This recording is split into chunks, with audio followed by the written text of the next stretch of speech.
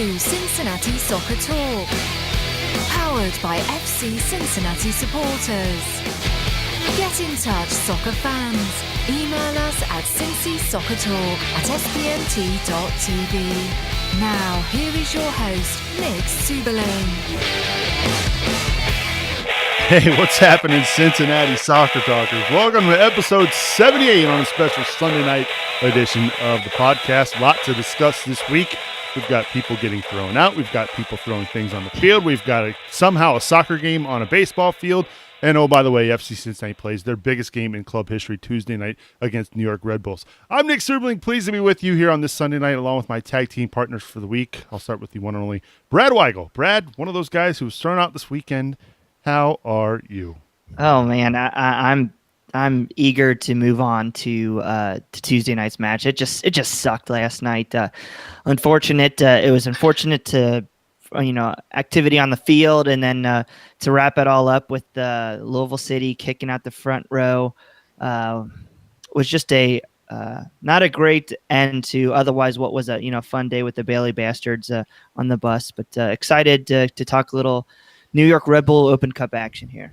Yes, absolutely, and glad to have you back as well, Brad. We will discuss a lot of New York Red Bulls tonight, and I'll explain that here in just a minute. Another one of those gentlemen making the trip down to Louisville this weekend is the one and only Bill Wolf, the Wolfman. Bill, how are you, my friend? I'm good. Much better to be back in Cincinnati than down south in that whatever we want to call that place. I was discussing it with Brad a little bit. He didn't make the first trip, but I made the first trip, and that was a good time. Obviously, the result was different on the field, but just in general, the whole vibe this time was just off. I mean, from the minute we walked in, it was off. So we'll talk about that. But yeah, it was a weird experience. Glad to be home. That is for sure. And we're glad to have you back. Speaking of being back, it's been a long time since the one and only Brian Weigel joins us on this program, and for good reason. He had a brand new addition to the family, and he's back and better than ever tonight. Brian, how are you, my friend?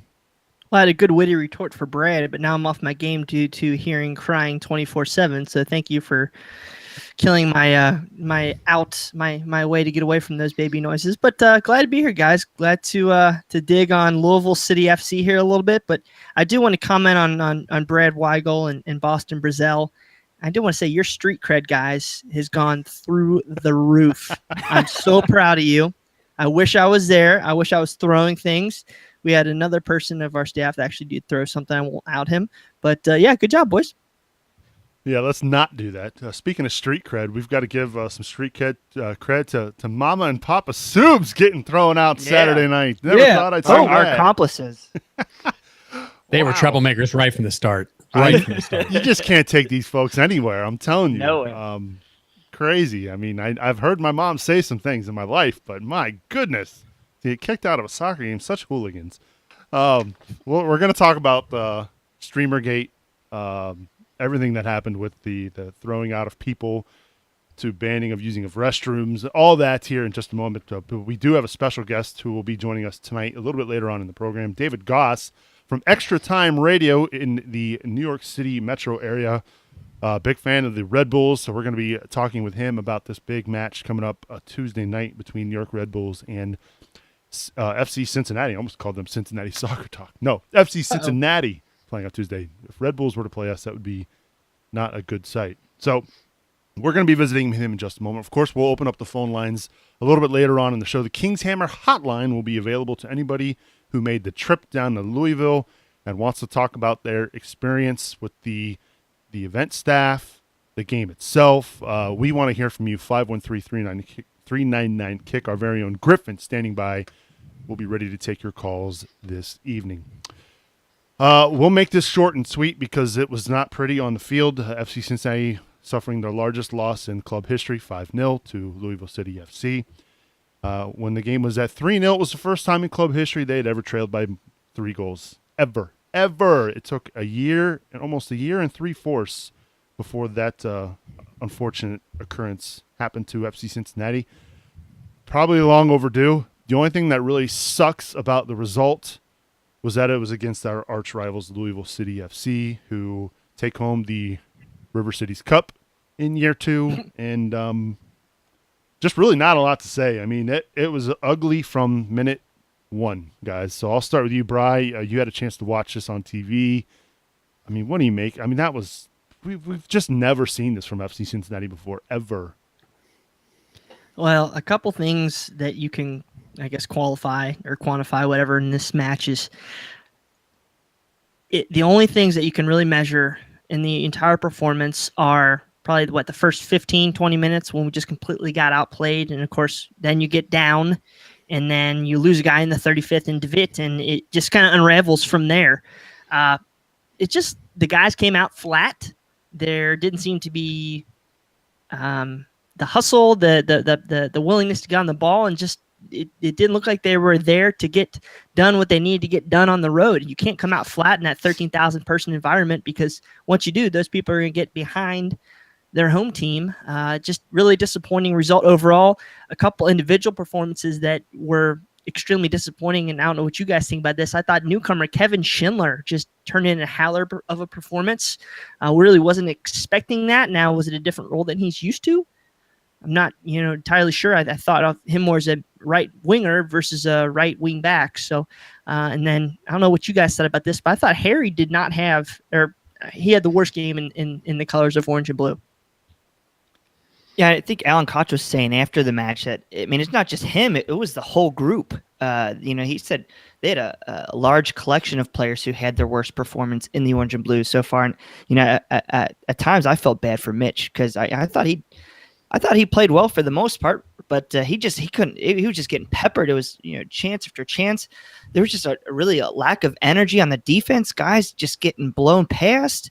There was a couple plays I saw. Josu just got beat on. I can't. It was just poor all around. It was just poor all around. Yeah, I mean, it's tough to point to a player out there that you would have said they had a good game. I mean, there wasn't really anybody that stood out. I think that just in general, like you said, Mitch, maybe you could almost say was good. There was unfortunately people that were, calling for him to be subbed out. It's like the fact that they're scoring goals doesn't mean that the goalkeeper is having a problem. I mean, he was hung up to dry by the team. And you mentioned the defense. I think it even began in the midfield. They just almost just drove right through us like we weren't there at times. I'm surprised it was only 5-0. And sloppy plays too. We were just giving the ball up left and right, on that tackle, or excuse me, on the play that led to the red card and the tackle from DeWitt. I mean, that was Austin Berry. He just missed the ball and gave it right to Luke Spencer and put DeWitt in that trouble spot. There was way too many of that. It was almost like a lack of focus. I think we're all kind of at a loss for words, kind of like what we saw Alan Koch on the bench. He just at a loss. He just finally sat down. Yeah, Bill brings up a good point about the midfield, because there was, I know we're playing on a baseball diamond, but it felt like the entire outfield was available for anybody in the Louisville City midfield to do anything they wanted to do. I mean, smallest pitch in the league, acres of space for them to operate. That doesn't work together. Yeah. Yeah. Go ahead, Bill. I was going to say, I think that, at some point it really just came down to, we came out bad to start. Flat as a team. We ended up behind. And I think mentally the team just, I don't want to say gave up. That's not exactly the word I want to use, because they were still running around. But mentally they lost cohesion. And you could just tell. There wasn't a lot of working together. The passing accuracy was terrible. Just all in all, each individual performance wasn't there. And of course, as a whole, it wasn't there. No, I think a lot of it too, knowing what was at stake coming up Tuesday night, playing down a man. I'm not saying that the instructions in the second half were to take it easy, because I don't see any coach ever saying that. But I'm sure a lot of those guys were thinking to themselves, okay, what are the chances of us getting back into this game? And I need to be fresh and recovered for Tuesday night. Do you think that has any factor whatsoever in this game, guys? Or is it just simply Louisville was a much, much, much better team Saturday night, and it showed? I hope it did. I hope that's part of what the issue is. And historically, we have seen that this team has ridden the highs of the Open Cup run and suffered in the USL. That they come down off of that and they struggle in the next game.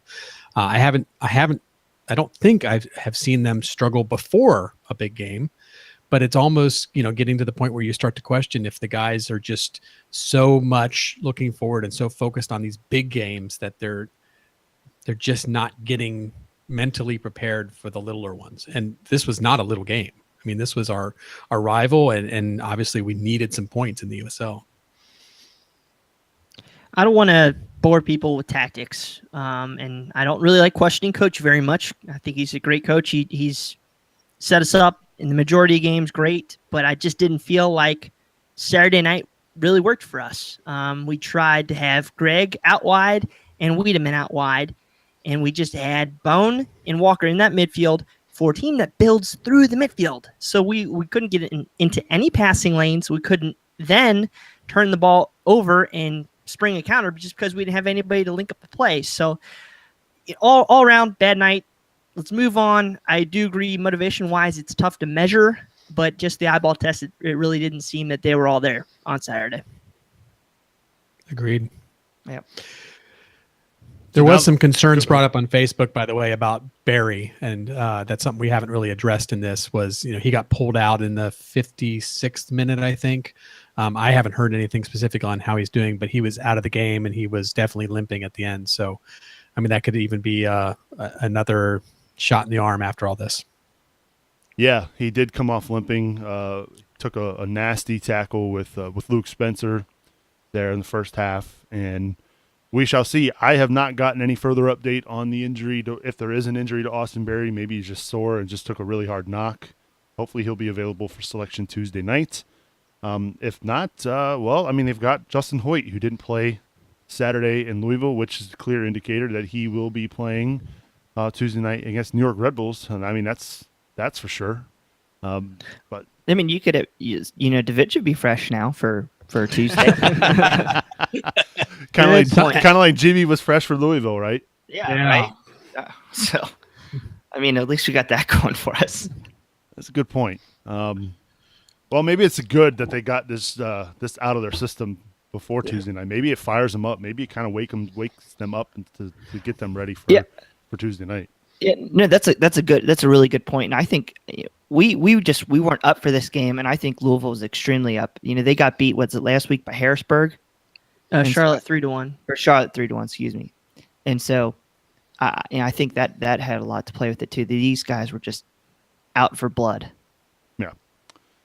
Well, quickly we get over that. We're going to touch on the fan antics and shenanigans a little bit later on in the podcast. But before we can do that, we are joined now on the King's Hammer hotline from New York, the co-host of Extra Time Radio. He's the one and only David Goss, and he joins us now on the phone. David, thanks for joining us here on Cincinnati Soccer Talk. How are you? Thanks for having me on, guys. I'm fantastic. I'm excited about this week. I was going to say, how excited are you? I know, obviously playing a lower division team usually tends to bode well for MLS sides, but this is a team in FC Cincinnati that's already knocked off two MLS teams. I mean, how concerned or worried are you going into this game Tuesday night? Well, I'm not a Red Bulls fan. Sure. I live here. I cover the team along with covering everyone else. As a soccer fan in this country, that's what I'm more excited about. Everyone, I think this story is one of the best stories in the country. Everyone's talking about it. I know a few New York fans who are going to go for the game because the moment it became Cincinnati and they knew the crowd that it was going to be, and they remember what happened against Chicago. So I think people actually are more excited about this than they would be against another MLS team. And I think it's not because they think it's going to be an easy game. It's just because of what's happening and how exciting it's been. Well, David, this is Brian here. I just want to say thank you for coming on. I'm a huge fan of your SiriusXM show, Extra Time Radio, and you guys can always check that out on the podcast as well. So thanks for joining us this evening. And talking a little bit about MLS, we were just kind of you've seen all the teams over the past couple seasons. You've been working for Major League Soccer, and especially New York Red Bull. What player should FC Cincinnati be worried about the most? I mean, it should be Bradley Wright Phillips? Should it be another person that we're not as familiar about for this match?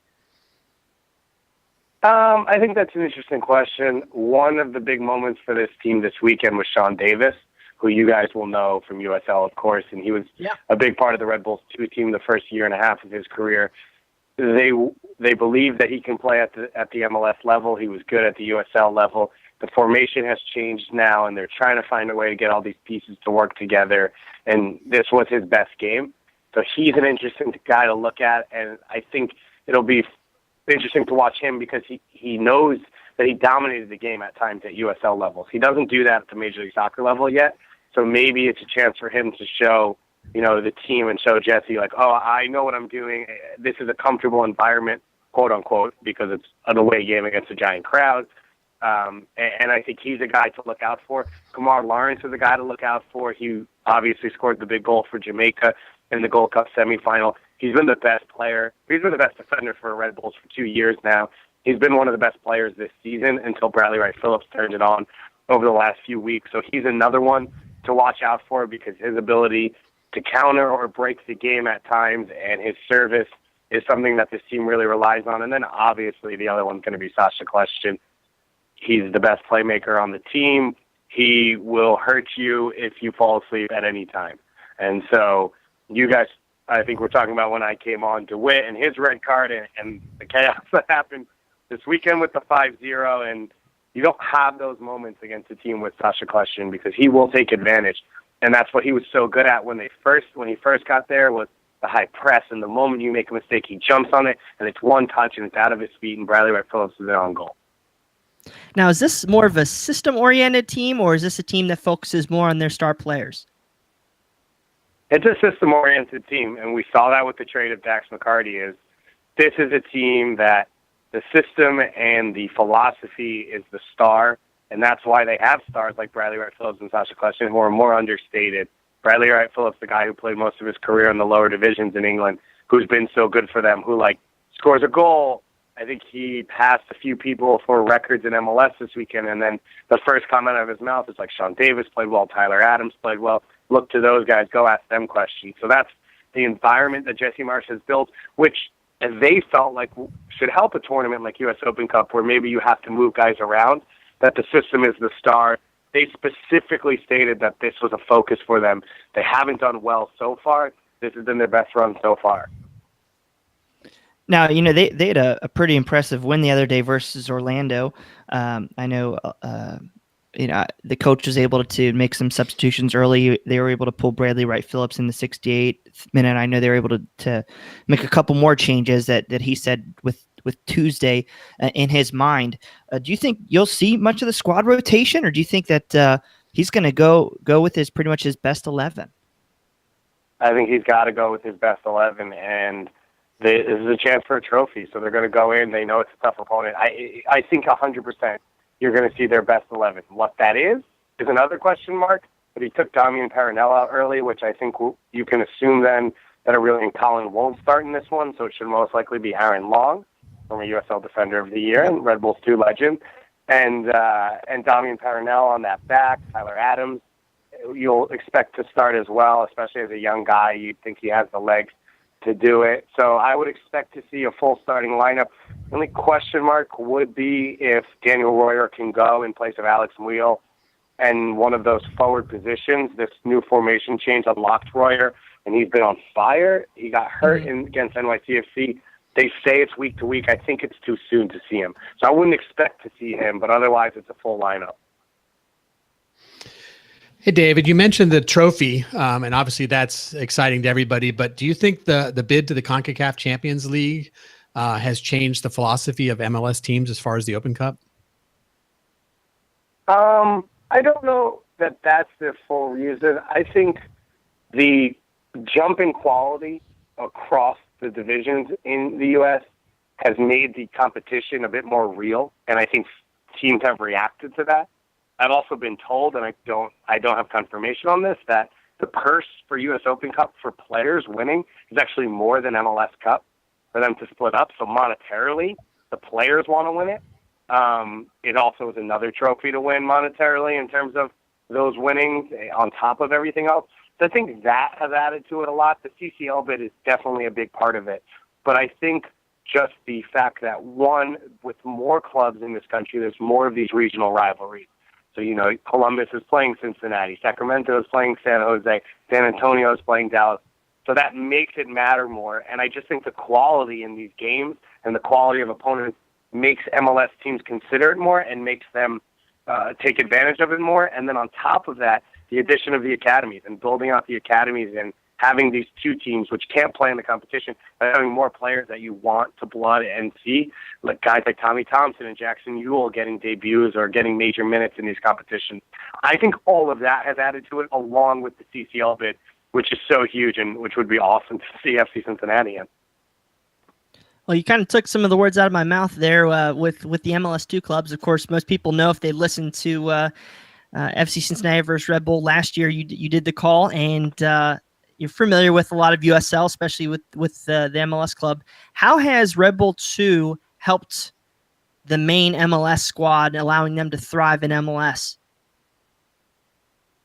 One of the things for Red Bulls is their system, as I said, is the star. It's also unique.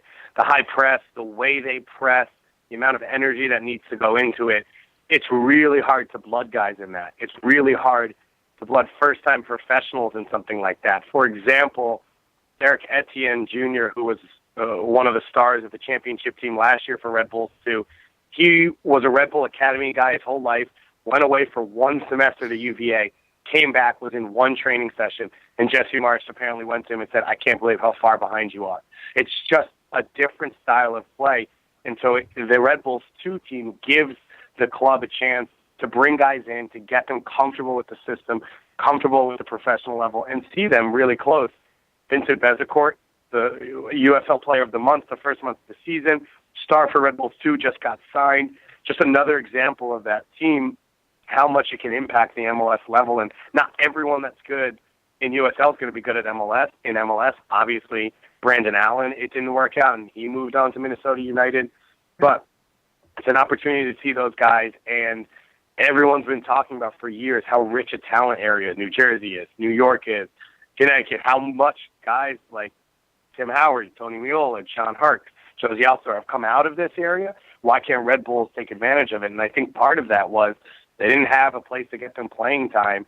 And in a league where you got to win games every week and the margins are so thin, it's tough for coaches to play young guys. And so Red Bulls 2 has given them that opportunity to see guys, also to lock guys in. Weston McKinney at FC Dallas, one of the best young players in this country, went to Schalke because he wasn't playing professional soccer. But Tyler Adams signs with Red Bulls 2. Not with Red Bulls, with Red Bulls 2.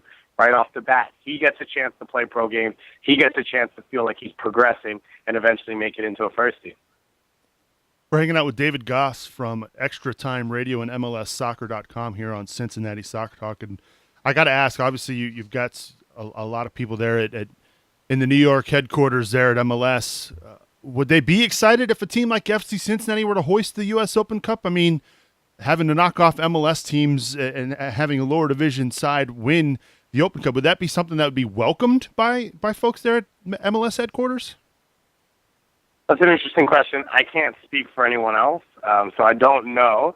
I think having them in the final would be fun for people. I don't know if they want an MLS team to lose. I think having them in the final would be fun, and also building USL is a part of building the soccer in this country. It's a massive part of what's going on now. There are a ton more opportunities for players to just remain professionals longer, for players to improve their game, for players to find the right path, as well as for coaches and for executives and PR people and people like me who call games. So it's like a huge part of the soccer, the pyramid, the soccer culture here. So I think everyone's in favor of that being as strong as it possibly can. I think the FC Cincinnati story has just been so much fun. I can tell you, after the Chicago game, everyone I work with was pumped.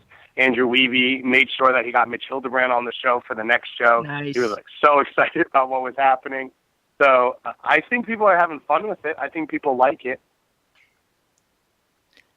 How excited is he to have his Sporting KC in the finals? He'll tell you he's neutral and not a fan, but I think if it means he gets to travel home, it's an added bonus for them. That club takes it seriously, and we said like everyone is now, but there are clubs that have a history with it and a culture with it.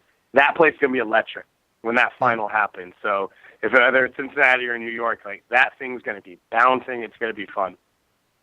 Yeah, you're talking about environments and loud places to play, and I know that we've done some great things as far as attendance around FC Cincinnati. We should have a sellout of about 34,000 people here come Tuesday night. How do you think the attendance or home field advantage will play into this? Do you think you might see some extra butterflies for the Red Bulls who maybe aren't used to playing into an environment as intimate, say, as Nippert?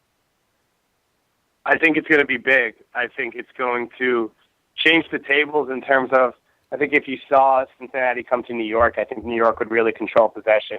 But I think it's going to give that boost to Cincinnati, which is big. And I've talked to players who've played there. I think I was speaking with Bobby Warshaw, who I've co-hosted some stuff with, who was captain of Harrisburg.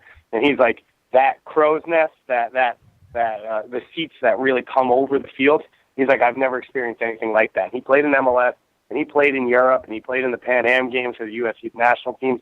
And he's like, it's an interaction with fans that you don't experience anywhere else. And obviously, you've got some guys who have played on Red Bulls too, so that makes it a little interesting. Chicago didn't have anyone with that experience. Columbus didn't really. So that changes it a little bit, and it's going to be funny to watch like the young guys tell the old guys what it's going to be like for once. But it's definitely going to be a big part of it. The way the field is set up is unique. It's definitely going to be a key part of what happened. I mean, they went toe-to-toe with Chicago. Chicago had a lot of good looks, but I thought it was well played by Cincinnati, and so I think we'll see something similar with the Red Bulls. The Red Bulls are a team that when they dominate possession, they actually tend to struggle because they like to play in transition. So it'll be interesting to see how Cincinnati goes out. Are they going to try and push the play and maybe leave themselves exposed a little bit to try and get the crowd going early, or do they sit back? Because if you give the Red Bulls possession, a lot of times they struggle to break people down in those moments. So what do you think FC Cincinnati needs to do to beat the Red Bulls? I think they have to use GB to attack those center backs. I think the center backs are the weakest part of New York. They can struggle physically. They can struggle positioning-wise. And so I think if you're FC Cincinnati, you have to use your strength, which is perfect for them. On top of that, you've got to see them be structured in that central midfield. They have to be able to keep Sasha Kleshtin from finding those gaps.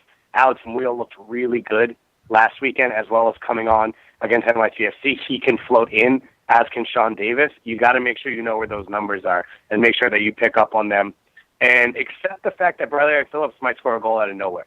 You have to accept that fact, and it might put you down. You might feel like you're the better team. You have to deal with those moments and deal with those ups and downs, because that's one of the things that Red Bulls does is they'll look like they're kind of hanging on. Right, Phillips will score a goal out of nowhere. He did it to the Union a few weeks ago, and they just fell apart.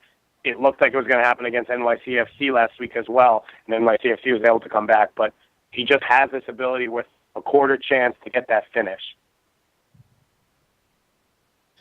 Now, David, as a person that covers the league, it's more than just what's on the field. There's other things going on, especially the expansion front.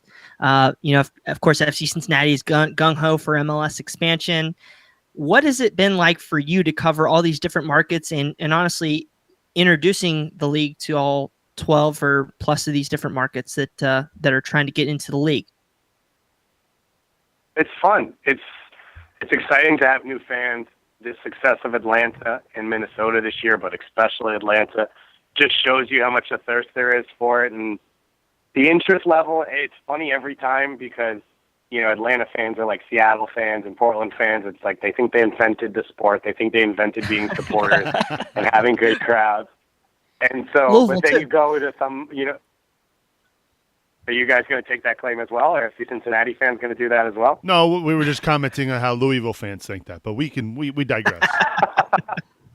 Everyone has someone that they dislike, but then you talk to like Chicago fans and DC fans and New York fans, and they're like, "I've been here for 21 years. I sat in an empty Giant stadium. Don't tell me you're invented fans." But it's fun. It creates an energy around it. It's good I think one of the interesting things for me is people talk about expansion and they worry about like diluting the pool and all these things.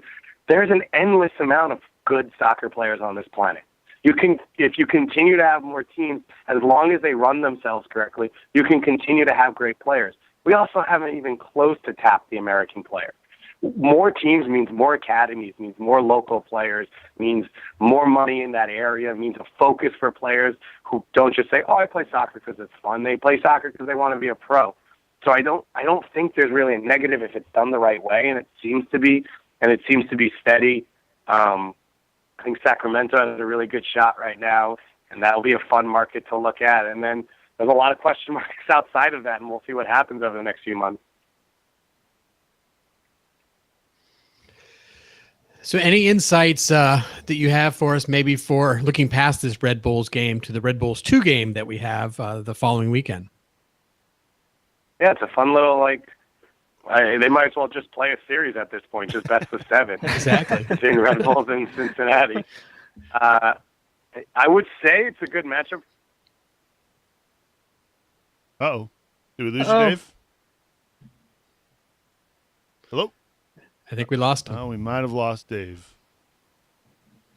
Give him another chance. Yep, I think he's gone. Oh, that's a bump. Dave, oh. Can you hear me? Now we got you back now. Yay. All right. I was listening to you guys. I'm enjoying that. Well, that was I can listen to the show. So you were saying you think it's going to be a fun matchup? Yeah.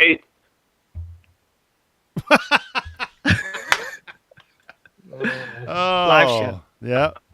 I'm not sure what's happening. But Oh, there he is. He's back now. That's maybe we're having some issues with the phone. Whoa. I'm all. James O'Connor must have sold him his cell phone. Oh. Hey now. Oh, hey, now that's appropriate. No, I'm not disagreeing. Yeah, that's unfortunate. I was going to ask him about Skyline too, but it looks like we may have lost him. Maybe we'll unfortunately, yeah, I think he's gone. That's a bummer. But I mean, all in all, he has some good stuff as far as the game coming up, and we appreciate Dave for stopping by here on the show. Check him out over at Extra Time Radio, really good soccer podcast. If you're a fan of Cincinnati Soccer Talk and you're a fan of MLS, Extra Time Radio is the program to listen to. I know I listened to it regularly. Yeah. But it was one of the first soccer podcasts that I got into, so you should check it out.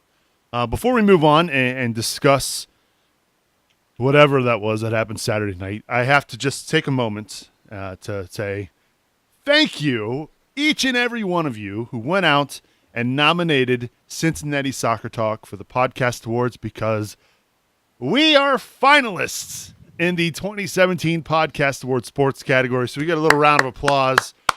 This is for everybody here at the Cincinnati Soccer Talk, everybody that listens to the show.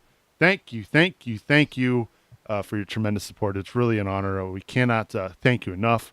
The award will be announced on September 30th, what is also International Podcast Day. So that'll be pretty cool. So again, thank you to everybody for that.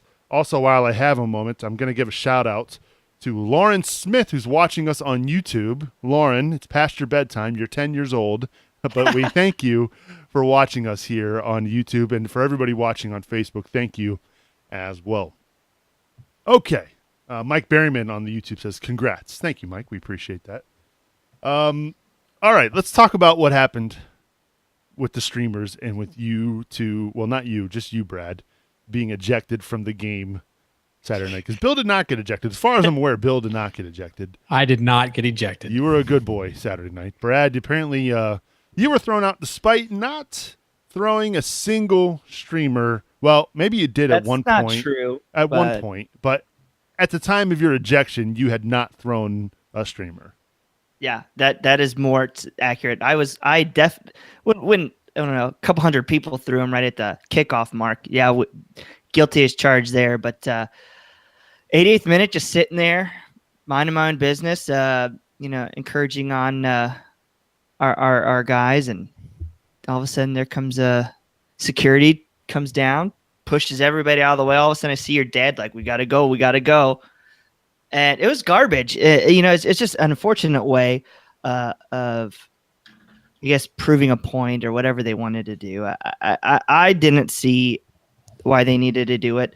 And then the funniest thing was that as we're walking up these steps, everybody's encouraging us on all that, and the security guard behind me is like, "I'm sorry about doing this. I'm sorry about this is ridiculous. I'm sorry." It just I don't understand why they had to do this, other than maybe it's just another example of Louisville City's front office ineptitude. I know they've had several issues between their own fans and their own code of conduct.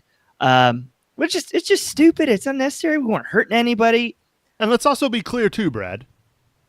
Not a single streamer went on the playing surface. Yeah, it's stupid. I mean, what? We weren't slowing the game down. It was fun. By the time we were thrown out, it would like maybe be one every 15 minutes. It was ludicrous. I don't know, man. I was pretty pissed off at that point in time when that happened. It just. But to throw out a whole row of people who were the ones trying to police it, you can't control everybody. I just think it was honestly, it was Louisville City trying to flex their muscles. There was just one guy in a Louisville City shirt who had a microphone and he was talking smack to us the whole game. It's just stupid. It didn't need to happen. It was unnecessary. It was just him trying to flex the muscle so he can go, "Oh, look what I did. I kicked these FC Cincinnati fans out. Show them who's boss." It was unnecessary. I would like to think that we wouldn't treat their fans that way. It just started from the very beginning. I know, they were, they were openly hostile in front, like threatening, as we were coming in the stadium. It was just unprofessional. And I can't, I don't know much more to add. I know Bill and Brian, who are more eloquent when it comes to expressing some of these opinions than me. I'm just pissed off still. Well, still upset. We want to hear from folks who were there, other than these jokers. 513-399-KICK. Griffin's waiting to take your call. Well, we want to hear from you on the King's Hammer hotline. Get your thoughts on what happened. I want to know specifically too. As you were being escorted from the stadium, they weren't even allowing folks to use the restroom. I don't Correct. know. That's what I heard. I mean, obviously, I didn't get escorted out or anything, but yeah, people were asking to be able to use the restroom as they were leaving. And what they did was they exited us out of the gate directly behind the section, so people who were trying to leave were not allowed to go back into like a mixed area where Purple fans were. They were told they had to leave the stadium. I just can't believe our supporters, honestly. Throwing streamers, I mean, that could really hurt somebody. It really could. You had me fooled for a real second there, Brian. Stupid. It is dumb. Yeah. It's Shame absolutely on us. dumb. Shame on us.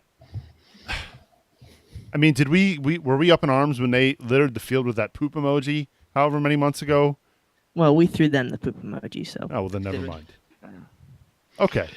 Even if they were to throw streamers on the field, do you think that they would be escorted from Nippert Stadium, honestly? How many times have we watched a soccer game? We've seen streamers in the corner kicks. Like, it doesn't even affect the game.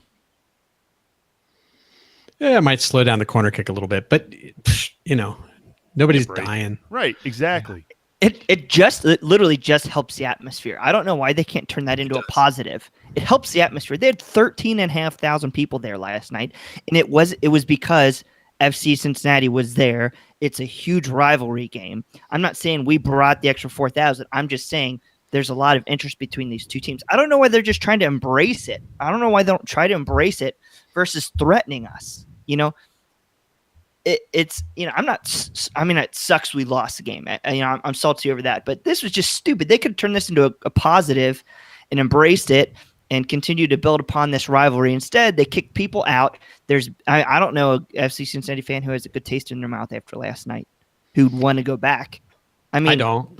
It's just stupid. Why would I want to give them my hard-earned dollars to support their freaking stupid club? It's poorly run. There's other stuff I'm not even going to talk about. We know about how bad it's just stupid. Are you referring to Alex and the fun that he had, or are we? Oh, I don't know about that one. Are you talking about We'll Yerski? leave that. We'll leave No, We'll leave that we're one. good. Oh, We'll leave that one All right. aside for us. But okay. yeah, sorry about that. So, guys, when we were discussing this a little bit off air, do we travel back to Louisville if we get a game down there? I personally will not. I'm Callers, leaning towards not. please give us your answers. Callers, please give us your answers. Will you travel back to Louisville? And give us your reasons why not. Please call. The King's Hammer Hotline, 513-3999. If I could talk right. I'm so mad about what happened Saturday night. I can't even talk. 513-399-KICK. Let's go to those phones and get some thoughts. We'll start with the one and only Yersky. Yersky, thanks for holding. We appreciate your patience. What's on your mind? Oh, man, this game Saturday was the ultimate you-know-what show I have ever seen, both on the field and even more with whatever they call their security. That was absolutely awful. And I was in the second row, so I was witnessing this entire thing. And, of all the people that should have been kicked out, there would have been way more people worthy of being kicked out if they would have actually watched our crowd. They just decided to make a whole spectacle. And I agree. It was a show of force by saying, just that front row is going to be kicked out. It was an absolute, I know it's a family friendly show, so I'm not going to curse, but it was an absolute, you-know-what show. Why wait to the 88 or whatever, the 80th minute to do it? When we're not doing anything that interfere with the game. Exactly. It's for that reason. For no other reason, they wanted a show of force. And they wanted us to get talking about it because they knew it would make a conversation. I believe that 100%. Well, this is why we're thankful for guys like Dan McNally and DJ and countless others across the board, because they handled this before games. I don't know if many of you people know, before Columbus especially, and then even before Chicago, our club has conversations with all the leaders of the different supporters groups and set guidelines. That did happen a little bit on this, but those guidelines apparently from the club, these guidelines were changed game day. And apparently I've heard that this was even changed actually during the game. The website was changed in the middle of the game. This club just, again, I wasn't there, guys. It's a travesty that this had to happen. They made that mistake of kicking all y'all out just because they want to prove something in themselves when it only is going to, or it could incur trouble for them in the future. I mean, what do you think, Alex? I mean, it's ridiculous. It's the thing about it is there was no need for it. I agree. If there's some people that deserve to be kicked out, that's fine. But the people that were doing the best they could, the people that were having conversations with representatives of the front office of Louisville were in the front row. I saw absolutely no sign of disrespect from anyone in the front row. And as a show of force, they decided that would be a good idea. I was arbitrary. Baffled, yep. Completely baffled. Completely. There is absolutely no reason in my mind that anyone in that front row should have been kicked out. None. So, Yersky, the question is, are you going to go back? I would go back if there are considerations made and or an apology by the front office. Until then, probably not. Fair enough. Yersky, appreciate the call, buddy. Yep. Have a great night, guys. You too. I just hope. I'm praying to God it's not the first round of the playoffs and we have to make that decision. I was waiting for somebody to say that. I really was. Honestly, I have that note written down right here. Not to point, nothing's personal here, guys. Just I've seen things out on social media that we are not going to go to Louisville for the next game. A boycott. That's me. Yeah, and that's fine. That's fine. I'm not. This nothing's personal here, but wouldn't that be more of a joke? Wouldn't that play more into Louisville City supporters' hands if we don't show up and support our team? Would they not call us plastic for doing that? That's just a question for me. I'm not insinuating. I'm just throwing out a viewpoint. Well, first off, I really don't care at all what Louisville supporters think. As far as I'm concerned, I support the team and they can call me anything they want. That's up to them. On the flip side of that, this has nothing to do with the supporters in my mind. I actually respect them. A lot of them came over, were hanging around with us during the halftime. They're good guys. there's some banter, of course, but I mean, there was the plastic cup between the Pride and the Coopers, and there was a friendly that took place. It was kind of a disaster, but that's, neither here nor there. The point is there is actual friendship and relationships between supporters of these two clubs. On the field, nobody likes each other, but off the field, there is respect. This just isn't that. This has nothing to do with that. It has, and also, to me, it's a travesty to send your team to enemy territory and not be willing to support them. But to me, I don't want whatever it was, like a dozen or 24 security guards like surrounding our section and threatening our guys and basically threatening, I guess, but I'm trying to think of the right word. Absolutely. Intimidation and threatening. Intimidation. Yeah. I mean, and they're like, we're coming after you, and it's like, this is just crazy. This stuff shouldn't be happening. If somebody does something wrong, pull that guy out, throw him out of the stadium. But just to go after our section as a whole is just ludicrous. Yeah. There are ways you do and ways you don't treat people. Yeah. And the way they handled that at the end of the game last night, where they just literally bum rush, 6 security guards through the front row, physically get up in our faces to push us out. There's no threat of physical violence or anything. We weren't cussing back at the security guys. We were obedient. There's just ways you do things and ways you don't do things. And I would be upset if the FC Cincinnati front office treated opposing fans like that. It's crazy. And let's be clear too, because this wasn't just security. There was security there, but they also called the police, and Louisville Metro Police Department was there with weapons escorting people out. Yeah. We want to hear from you, though. 513-399-KICK. If you were there, will you go back to Louisville Slugger Field? And one of those gentlemen who was there in attendance is the one and only Cincy superfan, Tom Grabo. He joins us now on the King's Hammer Hotline. Grabo, how are you, buddy? I'm doing good, guys. How's everybody over there? We've had better weekends, my friend. Grabo, you kind of got I half thrown definitely out. feel you. I got what? Half thrown out. Yeah, half thrown out. Well, the officer told me when he came down, and the first thing I said to him was, "Why are we being thrown out? We haven't done anything. If anything, we've been trying to stop people." And he looked straight at me and he goes, "I'm sorry, I know. I just have to do what they're telling me to do. And right now they're saying the first row has to go." I was like, "So you say first row?" And he looks at me and says, "Yeah." So what I did was I just stepped over the seat, one row back to the second row, and I looked at him, and he said, "Okay," turned around and went and kept throwing other people in the front row out. So we actually, as other people were getting thrown out, we were like, come on. And everybody in the second row, thanks to everybody who did it, but everybody in the second row just kind of squeezed together, and we got about 3 or 4 more people from the first row back up to the second row to stay and watch the end of the game up there. Yeah, I told you guys, literally, as they're walking me out, they're like, "I'm sorry, we've got to do this. I'm sorry, we've got to." I got up to the top there. It's just stupid. If they even know if it's crazy. Yeah, the security officers, the police officers, all of them were, like you said, apologizing the whole time. Now, the guy on the field, and I took a photo, everybody's got photos of it, there's videos of it online.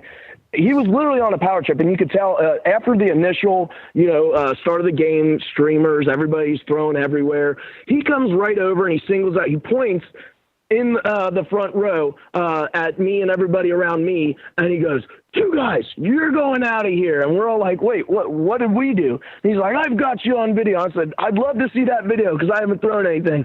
And he goes, "Oh, well, we'll see. You'll be out of here. You'll be out. I'm throwing that whole first row out." And I said, "All right, we'll see you later." And so he leaves again, and he couldn't do anything then because again, and no one's throwing anything at this point. And we go back to watching the game. Of course, it starts to get a little out of control, and 1 or 2 streamers at a time would just come down from the back. And every time, everyone in the front row would turn around and yell, "Knock it off. We're done with that. We can't do that anymore." And there was even a security guard down on the field, real nice guy. And, actually my bag, I was using it to weight the DI banner, hold it down. And my bag, it fell down. And he comes over and, he tosses it up to me and he's smiling, and he picked up one of the other streamers. And I'm like, I'm sorry, man. We're trying to stop him. The guy next to me, too, he's saying it every time. He's sorry. We're sorry. We're trying to stop him.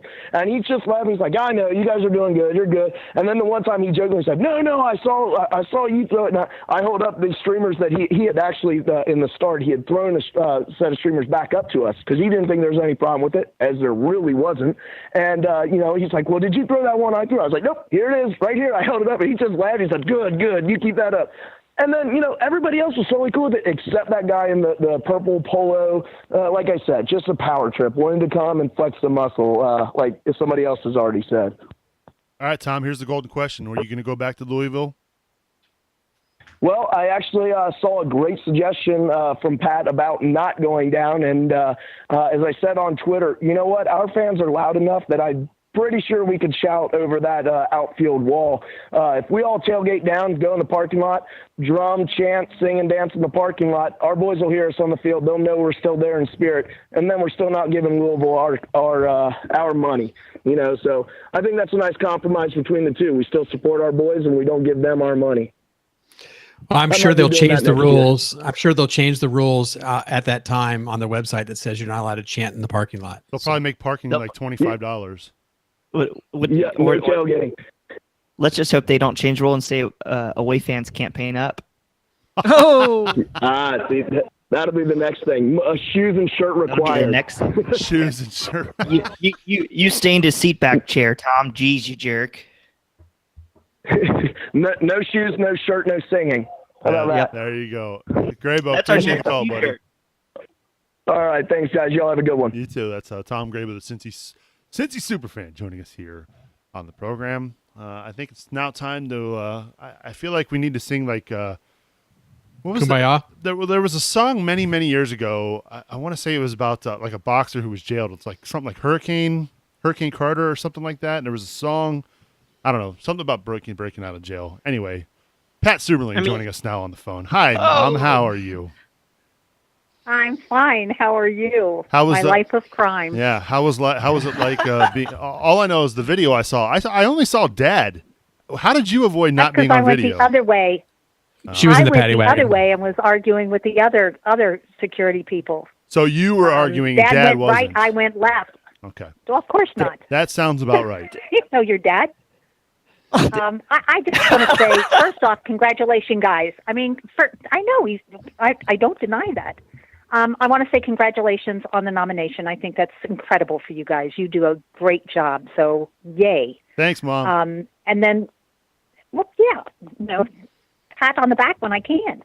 The next thing is that I just felt mistreated from the time I got there.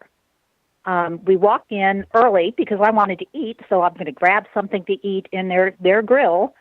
And the security guard looks at our bag. After we have checked before we get there, yes, 1 bottle per person. And we've got these 2 bottles of water, and they look right at us and say, only one per family. And I just looked at you can't be serious. 1 per family? That makes 0 per sense. We're supposed to family. share a bottle? Yep. That's what they were saying. So we had brought another gentleman down who needed a ride, Brian Malone, and so I just turned to him and said, "Do you want a bottle of water?" He said, "Yeah," and they let us in. So that's the very beginning. We get there. Then we get over to where the seats are, and the security people are already standing there patrolling and telling us, "No throwing anything. No throwing anything on. We're going to be checking." And I thought, "This is nuts. What is going on here?" And from there, it went downhill fast. It was incredible.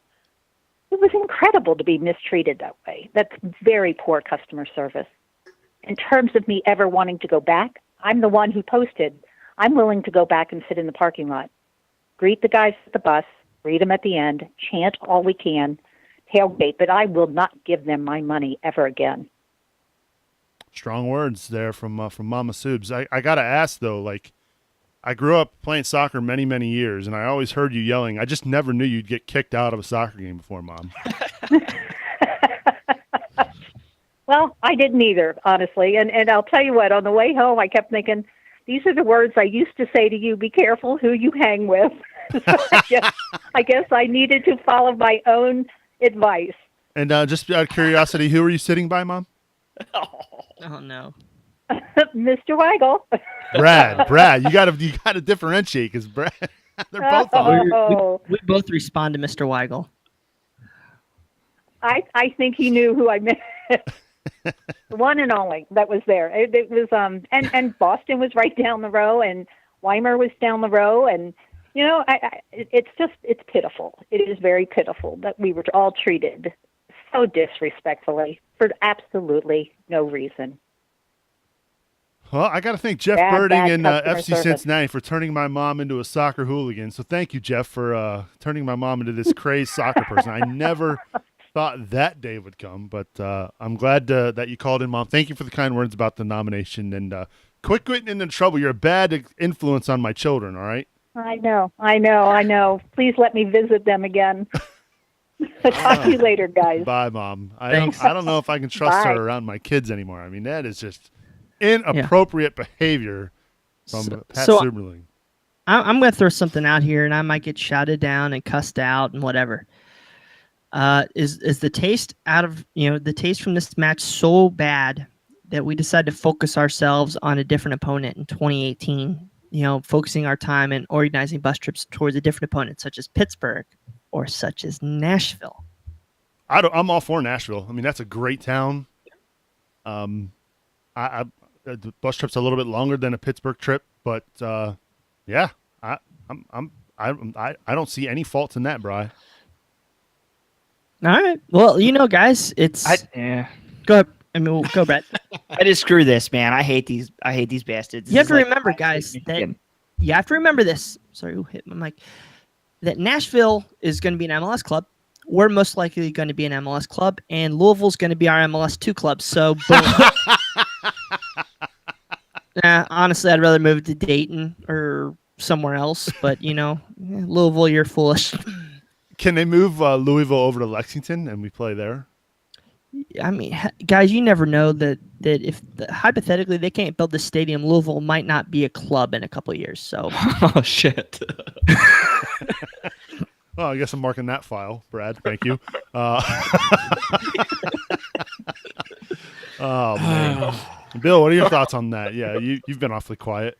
Yeah, I was actually thinking that we needed to give a warning to our listeners who are calling in to keep it clean because we're trying to be family friendly for iTunes. But anyway, so much I for can that. mark the file as explicit. That's not a problem. That's not explicit. Man. I'm all with it, Brian. I'm behind you on that. As far as looking for other places, I like the away trips. Obviously, I've been to Florida twice, right? So. I'm looking for a chance to experience other clubs, other organizations, other stadiums to support the boys. Cause even though we kind of badmouthed them a little bit today and kind of called them out as far as the game, we all love this team and we all love the coach and we love the players and we want them to succeed. So I love going on the road trips and supporting them. I'm not willing to go back to Louisville. I don't want to have, armed guards surrounding me, like looking for some reason to throw me out. And that's just not a comfortable experience. It's not something that I want to repeat. I'd rather go to, basically anywhere else where they want a good fan experience. And that's also, and you brought up a really good point today, Bill, I'm sorry. Not that you don't bring up good points, Brad, but Bill on Twitter today about what the supporters groups of FC Cincinnati did to go to management to allow Louisville supporters to have more of an environment at Nippert Stadium, letting them bring in drums, letting them bring in flags, because at the beginning of the season that wasn't allowed, and we made an effort to make it better for them.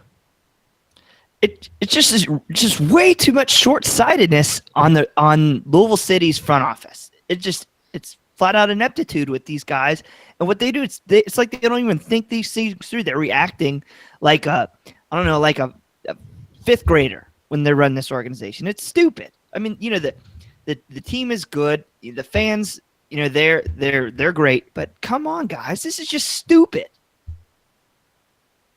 Well said, Brad. And we can leave it at that. Yeah, and probably best that we move on. I mean, it's just a bizarre. Are we marking this episode as explicit or not? I mean, I can always edit it out. It was very faint.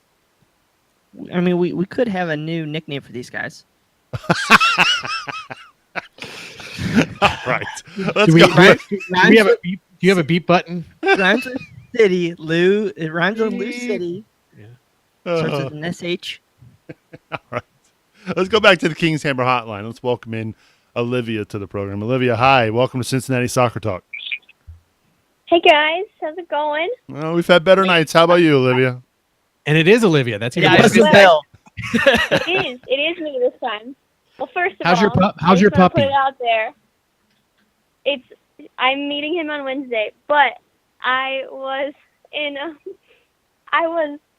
my living room watching The Office with my roommate, and I got up to say that I was gonna go call in Cincinnati Soccer Talk, and I've never seen a more judgmental look in my life. And she knows that I'm saying this right now. But yeah. So apparently we need to talk about red cards again. Is that a thing? Oh, yeah. Red Bulls, or red cards? Both. Yeah. So there are times when I'm not a very educated fan, but was that red card last night deserved?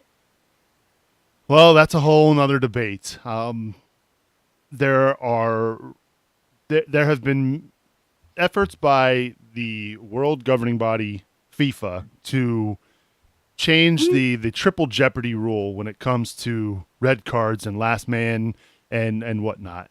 The argument we've been having amongst us here at Cincinnati Soccer Talk is whether this is federation based or if this is FIFA based. Meaning it should no longer be a red card if the last man brings down a defender on a clear goal scoring opportunity. I genuinely am not sure where the rule. I'm not sure, honestly. Brad, you have a take, obviously. Yeah. No, I do. I was having this with Ken. They're trying to limit accidental fouls becoming red cards. So the rule is if you accidentally, you trip or something, and you're the last man, they don't want that guy to be sent off or have a penalty. They're going to give him a yellow card, and that's it. Because all of a sudden you're talking about out that match, talking about the next one. Now, where it comes with me with DeVitz, he was put in a tough place, but then he bodied up to, I think, was it Luke Spencer? Yeah, he bodied up to Luke Spencer. Yeah. He was grabbing him. He was grabbing him with his shoulder. So yeah, Luke was brought down when their feet connected, where their feet got tangled. But I think the point on why this was a red card is at what point does it, when you're grabbing a player, does that not become an accident anymore? So I personally, I think the ref made the right call. It wasn't a simple combining of feet. He was grabbing him, he was tugging on him. Then when they then come together, I think that's why it was deserved. Yeah. I think. Go ahead, Bill. I was going to say, one of the questions that kind of came up if you watched it and reviewed it was Barry was having a very animated discussion with the referee. And I think he was trying to make a play that Spencer had actually fouled him prior to that play, and that the referee let that foul go by. And that's what led to the jeopardy, or not the jeopardy, but the red card basically situation where DeWitt had to, play a little too hard. Yeah. I also think for me, go ahead, Olivia. I was watching it on TV. I unfortunately didn't make it to Louisville, and I don't know if I'll ever go to Louisville now after everything that happened last night. But it really, as I was watching it, it looked like the exact same thing happened to Barry that DeVitt did to Luke Spencer, and, it wasn't even called a foul on Barry. And it was just, while I was watching it, it looked incredibly accidental. And I was getting frustrated with their commentating and being I think one of the things that they said was, oh, if you're a experienced defender, you're going to know how to make yourself look innocent. And it just was ridiculous the way that they were talking about it last night. Yeah, well, there was a lot of ridiculous going on with that game last night, Olivia. Thank you for the call. Thanks for holding. We appreciate your patience. Absolutely. Let's go back to watching The Office now, okay? Or finish watching Cincinnati Soccer Talk. That would be better. Let's take another call. We believe this is Chris Weimer on the phone and joins us now here on Cincinnati Soccer Talk. What's up, Chris? First, Brad, how about the Spurs? Yeah, how about that? Love a win. The one-day-old Spurs fan. Wednesday I got told by Brad, and so I'm a Spurs fan now, yes. Well, we can barely hear you. You got to talk into the phone, man. I got this new phone. It's kind of horrible. Hold on. Let me walk away. Can you hear me now? We can hear you now. What's on your mind? I just want to thank everybody who was on that trip last night. You guys made it awesome. It seemed like everybody had a good time, even though the situation we got put into. Just want to let everybody know I didn't get kicked out for some way. I don't remember. I think I went and tried to find a bathroom. But I didn't get kicked out. I was sitting next to Brad, and he was being a bad influence on me. He kept telling me to throw my leg on the field. But I didn't want to listen to him. There you go. Let me hop to the bus. But just want to thank everybody, and I want to tell Brad go Spurs. But thank everybody for the Buckethead bus. So, Chris, you're kind of cutting in and out. I'm going to ask this, and will you ever go back to Louisville? I may get some air guns and shoot some streamers over the fences, but I probably won't go back in. All right, fair enough. Chris, appreciate the call. But we will see. I'll tell you, the guys at Bucketheads did one hell of a job on that bus, man. They took great care of us. They had plenty of adult beverages, Coca-Cola and things like that. But it was a great time, and we had a blast on the way down and back. So I really thank them for allowing us to have it. Yeah, it's interesting. It sounds like a lot of folks don't want to give their hard-earned dollar to Louisville City FC, and can you blame them? It's a shame too, because it has the potential. I mean, honestly, if you think about it, having to watch a game on a baseball diamond for even Louisville fans, having opposing fans in the stadium has to make it a better experience for them too. So looks like they're all it's their own loss. Their own loss. With that in mind, we've got Red Bulls coming up Tuesday nights since they knocked off the Chicago Fire the following night. So, Bill, how's this going to play out? Well, we don't have GB, which is disappointing. Because then I would just say it's a guaranteed 1-0 win for us. Ew. Ew. Well, fine. But no, I think I've not ever bet against Allen yet in the Open Cup, so I'm not going to. And I'm going to say we'll go to penalty kicks and we'll pull it out. All right. Bill's going for a draw and then PKs. How about you, Brad? Oh, I think I've been on almost every one but the last one, leading. And I actually think I did the first Miami preview, but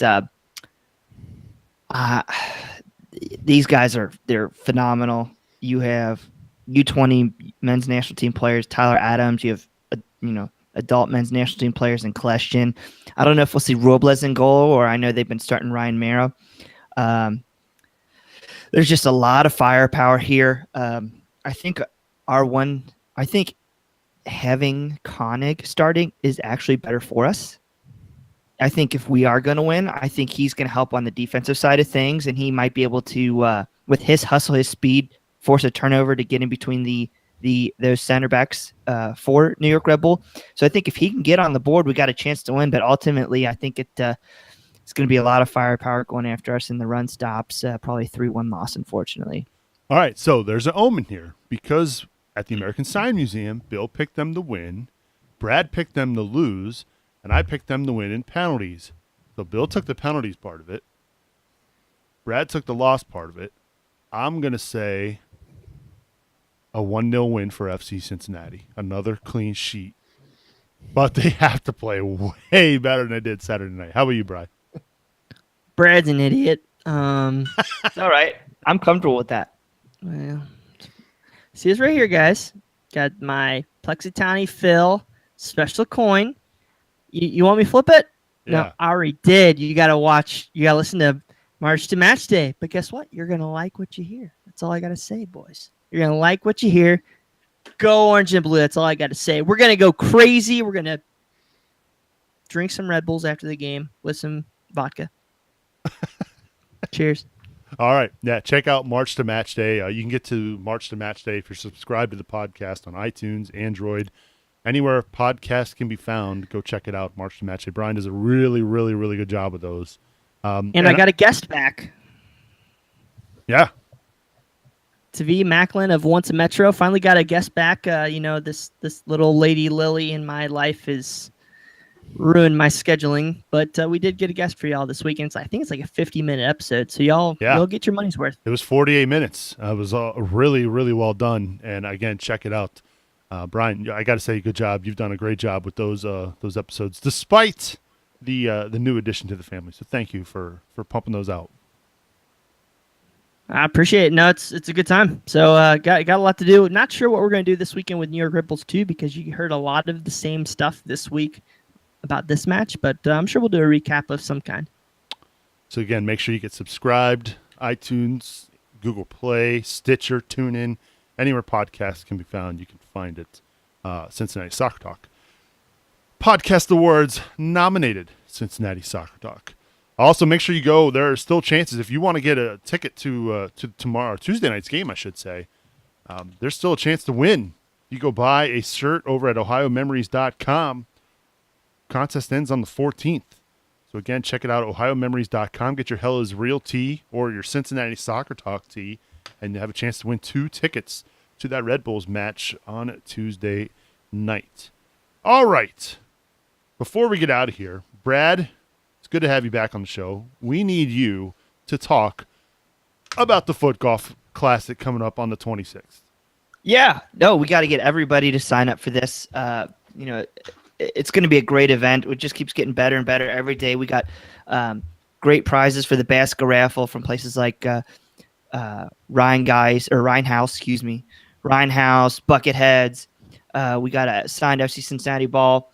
You guys are going to absolutely love the prizes this year, or for the awards. Everybody's going to get a CST cooler. And for the winners are going to get their own custom engraved growler from Cincinnati Soccer Talk. So make sure you sign up, CincinnatiSoccerTalk.com/footgolf. $200 is your team, but if you sign up with the code podcast, you'll get 10% off, which will take it down to $180. So it's going to be a great day, Saturday, August 26th, 2 o'clock at Woodland Golf Course. And then we'll head over to the public house afterwards for some entertainment. So thank you to the Joseph Auto Group for sponsoring the tournament and help us raise money for sports games for kids. Quick question, Brad. You don't have to be a great foot golf player to play in this, right? Not at all. You played in it last year. Yeah. Third place, y'all. That's what happens. You load it up with ringers. That's what you do. No, we had a couple people ask about it. You get beers. We like to drink just like golf. Just got to kick the ball, and, it's not going to go straight anyway. So, hey. And it's open for all ages. It's not for adults. Yeah. It's all ages, right, Brad? Yeah, we had, it's a fun setting. I don't think there'd be any parents. I know last year we had several kids under the age of 10 to 12. I think my cousin's bringing his high school boys. So yeah, it's gonna be a great event. Just like you would, tailgating with the Innenstadt or the Pride. You feel comfortable bringing your kids there. It's the same type of atmosphere. FC Cincinnati players will be there. Hopefully, you'll be able to get them to take a couple celebrity shots for you. It's just gonna be a great day. Just pray for the good weather. Yes, pray for good weather. Last year we got dumped on, but it's a new year. It was a character building exercise. Yeah. Of course, I was on the farthest hole from the clubhouse when it downpoured, but that's okay. Took one for the team that day. And that explains why I did not have a good day at the golf outing as far as the scores. And we all know Brian brings ringers. So, yeah. You remember when Alvaro was afraid to get his hair wet? Yeah. He was a player on this team. My favorite is was it Michael Malai doing donuts in a golf club? Dude, that was awesome. I about died. So check it out, CincinnatiSoccerTalk.com/footgolf. It's going to be a great time. So get registered. Again, use the code word, or promo code, I should say, podcast at checkout to get 10% off your registration fees. That includes your 18 holes and the event afterwards. So again, CincinnatiSoccerTalk.com/footgolf. And of course, that's for a great cause, sports games for kids. I mean, Tom Grable does such a great job of that. So again, check it out, CincinnatiSoccerTalk.com/footgolf. Go ahead, Bill. You were going to say something? I was gonna say, wasn't there some talk about some of the Cincinnati Dutch Lions getting involved or coming out or something as well? Or no? I thought I remember. I don't know. Malai's playing, I think. Oh Yeah. Oh, there you go. I know it's. I don't think they could promise us. I think they're going to help and they're going to let us know. I think it's tough with some of the guys. They still play soccer, and I know fall soccer's kicked off. Got it. CincinnatiSoccerTalk.com/footgolf to get registered. Again, 10% off. Use promo code podcast at checkout. All right, I think it's time we begin to wrap things up here on episode 78 of the podcast. So, Bri, we appreciate you making some time. I know tonight was Game of Thrones, and you've got a lot on your plate. My wife was not allowed to watch because we are streaming this show, so I've got to have everybody off of the internet. So she was very unhappy to find out we were doing the show tonight. But thank you again for being back, and I know it's been tough with the new edition, but you crush it as always, my friend.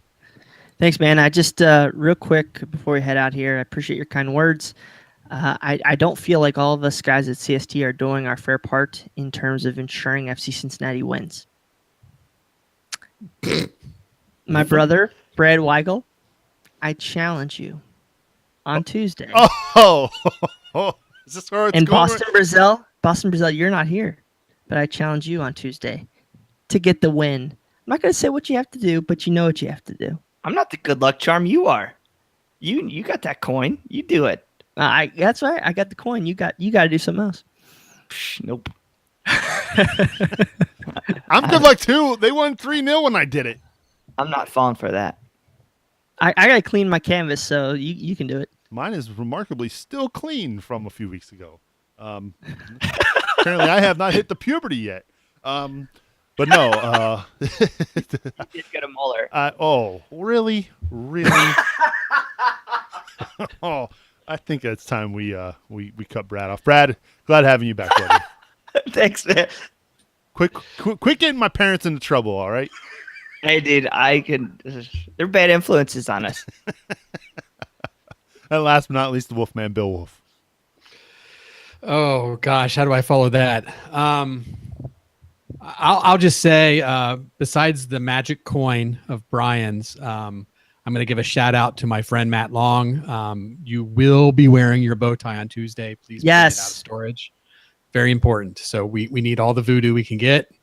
So every Open Cup game he has wore his bow tie, and every Open Cup game we have won. So. All right, there you have it. My final thoughts as we get out of here. Again, thank you to everybody who nominated the show for the podcast awards. Thank you for all the kind words. We just ask one thing, just one thing.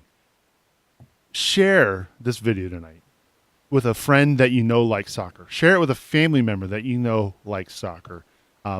It really does go a long way to help us get the word out about Cincinnati Soccer Talk. All you got to do is hit that share button, whether you're watching on Facebook or YouTube. We really do appreciate everything that you do for us.